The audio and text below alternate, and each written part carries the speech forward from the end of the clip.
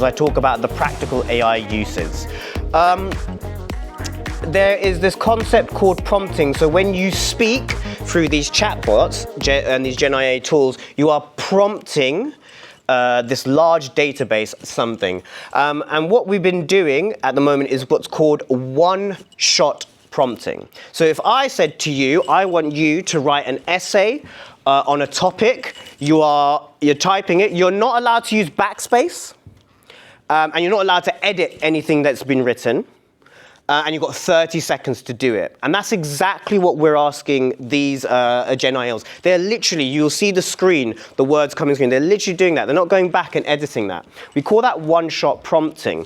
And you can imagine, even if you asked a human to do that, it'd be terrible. If you're asking an AI, the output's not that great. It might look great at the moment, but I assure you, when you've now done a bit more in-depth looking, especially if you did the plan, the topic activity, you'll notice that this isn't as good as, or there's something a bit not as great as it should be. And so what we can do is a concept called prompt engineering. I'm going to introduce to you a framework. There's a lot of different frameworks, all with the same ideas and the same thoughts. But I'm going to start you off with this one called PrEP. And that falls into this concept of propose, as in introduce what it is you want to do. Give it a role. I want you to act like an expert GCSE teacher in English literature on a book of Jekyll and Hyde. I find that's my favorite one to make sure I'm using, is giving it a role. Be very explicit and tell it how it wants to be done. I've got an example on here. What I want you to think of that, this is not like a stringent framework, but are levers that you can use in your day-to-day use of Gen AI tools to make it, to give the outputs much better. And know that this is a chat, a conversation that you're having, so you're constantly going back and forth. So I like that bit there, but I'm not quite sure. I really like to change it. Or could you explain this bit further? So for example here, we are doing a geography lesson. So create a full lesson for my year 10 students. Give it a role. You're an expert GCSE geography teacher. And then be very clear what you are expecting it to do, and most importantly, how you want that information to present it. I always go a reading age below, because most students, well, you'll know from your data, but most students are not up to their reading age. Tell it how many lessons, how long you want it to do, because ChatGPT and all these Gen Is, they love to just go on and on and on. Even telling it what sort of tone you want it to be in as well are quite fundamentally important. So have a go at doing that. How am I for time? I've got 5 minutes, haven't I? Okay, so obviously I'll share these slides to you and I'll take questions at another time. I just want to wrap up with this simple my summing up and concluding. That framework, there are so many different frameworks, but that framework comes from Dan Fitzpatrick, who's a great educator in this field. And he says, outsource your doing, not your thinking. And I think that's the philosophy you need to have when you're using this. He actually has a much further, actually there's 8 levels to this feedback. This is worth looking at. I'll share these slides with you. So to conclude, we have outstanding opportunities here. Oops, daisy. But a number of limitations. It's great at tasks that you are less mediocre at. It saves you times, and it's great for just asking ideas. Just say, like, I want 10 ideas on how to cover this topic, or questions relating to a topic. There are so many tools, and they change so rapidly, and it couldn't cover it in a single session. But it's the process of constant improvement that will lead to your success. For the last few decades, we've been living through a digital information age with the rise of the internet. Now we are beginning the digital intelligence age. What does this mean for us in education? Is that we need to be AI ready with oncoming waves. So this is why I suggest it's better to learn to surf than to stand on the beach when these waves come. But most importantly is that we need to remember our humanity.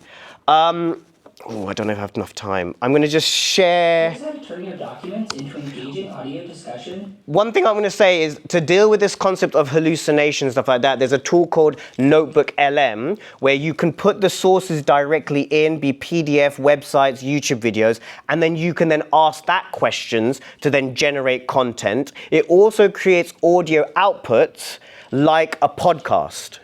And I tell you, it is most remarkable thing. The output are literally two people talking with humor, and it's completely AI generated. A lot of tech entrepreneurs are doing this, where they put in like their week's worth of articles that they want to read, they shove it in, they get a 20-minute podcast, and they listen to that now. It's a remarkable thing, and I think in education it's worth trying. It's not available for anyone under 18, so our students can't use it, but you can use it and that. We're preparing a demo for 60 minutes to show people what ChatGPT can do with voice mode vision. We're about to show you a technological innovation that could one day change the way every child in every school in America is taught. The location is spot on. The brain is right there in the head. As for the shape, it's a good start. Don't patronize me. It's an online... Okay, so talking about chatbots, but having the actual thing. So if any of you know about Khan Academy, a long time ago, Sal Khan now created a chatbot called Khan Migo with all the guardrails where you can have students on there talking with the chatbot, and they won't give the answers, it would guide them to the solutions like a good tutor would do. There is a nice 13-minute long documentary from 60 Seconds about it. It's very interesting to see. Because what's happened now is in Arizona this September, they're going to be opening the first AI-driven school. The AI, it's kind of weird because it's like in the morning you do 3 hours of this tutor workshop with chatbots and stuff like that, and then in the afternoon you do more human-based activities, is the rough idea. Perplexed, this is where things change so rapidly. I'll skip that bit. That's interesting. But also, there a large amount of this are no code or less code solutions. So like for me, I've always wanted to turn some of my worksheets into interactive games. And what would take me a couple of weeks with full concentration and no distractions is achievable. I could just go to Claude AI and it's done in 30 minutes without me doing actually any coding. Just literally me saying, I would like this done. And if I construct a nice prompt for it, it produced some great results. And then say, okay, change this and improve on this. I mean, there are 8-year-olds making Harry Potter apps that are being successful in the same idea. So what I'm trying to get you to think about is that there isn't a limitation except your imagination. How am I for time? I will finish with one last thing. I'm going to skip a lot of this. And I'm going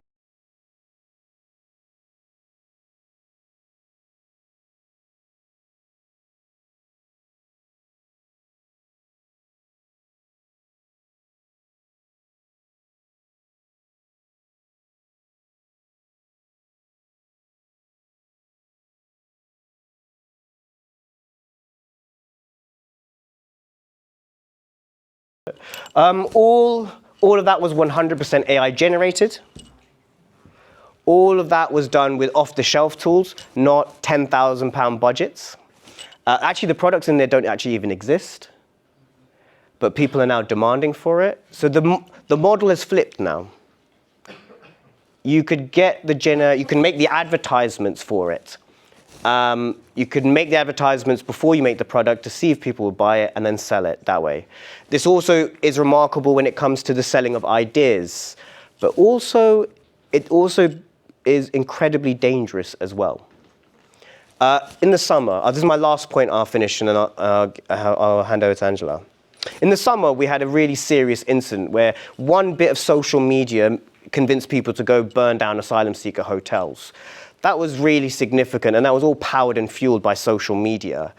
If you now compound that with the concept of generative AI or misinformation generated on that, and people in the sum, and this is where we're at now, that truth is no longer an easy commodity.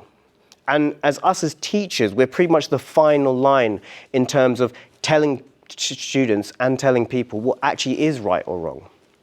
it's a really significant and important thing that we get our kids to be critical thinkers, criticals of this technology, and the only way they can become critical of it is by understanding it, and the only way they can understand it is them seeing us use it.